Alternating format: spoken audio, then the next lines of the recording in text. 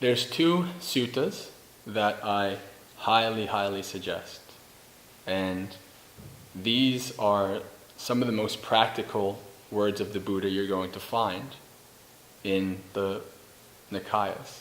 It's Majjhima Nikaya number 19 and 20, right next to each other. 19 is two kinds of thought. 20 is the a removal of distracting thoughts. The first time I read number 19, it blew me away. It was just whoa. It's just amazing to me. And the Buddha is talking about before he was an awakened being, when he was a bodhisattva, he decided, well, why don't I put my thoughts into two kinds? I'll put thoughts of wrong intention on one kind, thoughts of greed, thoughts of ill will, thoughts of harming. Put thoughts of right intention on the other, thoughts of renunciation, of letting go, thoughts of goodwill, metta, thoughts of non-harming. So he's literally working with his thoughts as they come up, and he is dividing them. He's being aware that this is a thought that is wrong intention or right intention. And you can do this. After I read this sutta, I started doing this, and I still do it to this day. You know, it takes mindfulness to really be able to be aware of your thoughts and to say, and all you have to do is just identify this. This thought is no good, or this thought is a beneficial thought. And so he goes on and he says, as I abided, mindful, ardent, resolute, I noticed that a thought of wrong intention arose in me. And as I understood and acknowledged that this arose, and I understood that it was for my harm and the harm of others, it subsided.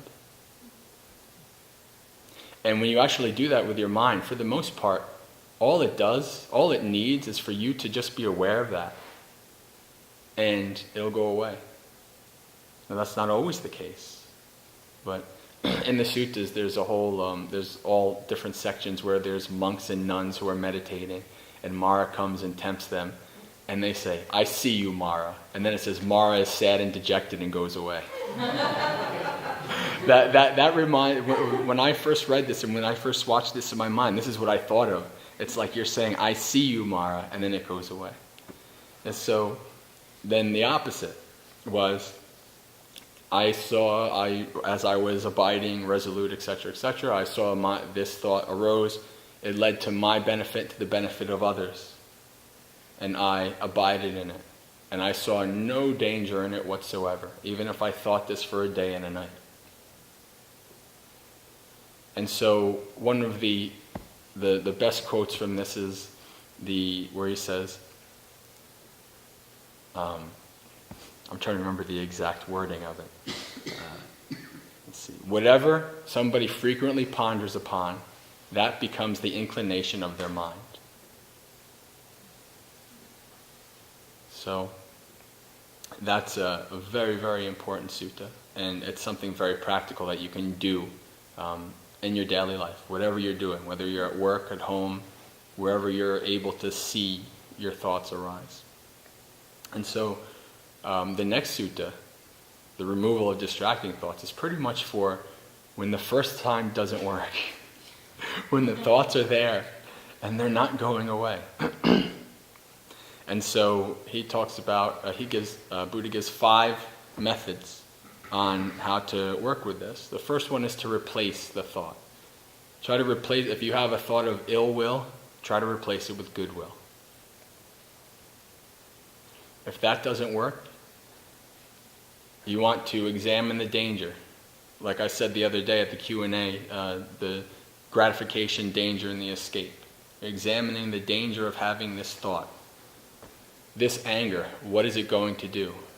Not only is it going to make my mind heavy and without rest, there's a chance that this anger will leach out into my words and my physical actions.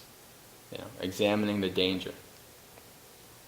If you can't do that, then you try to ignore it and forget about it. If that doesn't work, then you examine the cause. Try to really look at where this thought is coming from, why it has arisen. And if that doesn't work, you have the fifth one, which is an interesting thing. It's to crush the unskillful mind with a skillful mind. And it's described like you go like this, you clench your cheek, and you try to crush it out of your mind. That's an interesting last one. There's not much to say about that. But I will say, if you read the suttas, you see that the Buddha, he understands the danger of having a mind of ill will. He understands the danger of having a mind of extreme attachment and aversion, and how that carries on into the future. So for him, in a way, it's better to die with a mind of goodwill than to keep living with a mind of ill will. He doesn't play when it comes to this kind of stuff.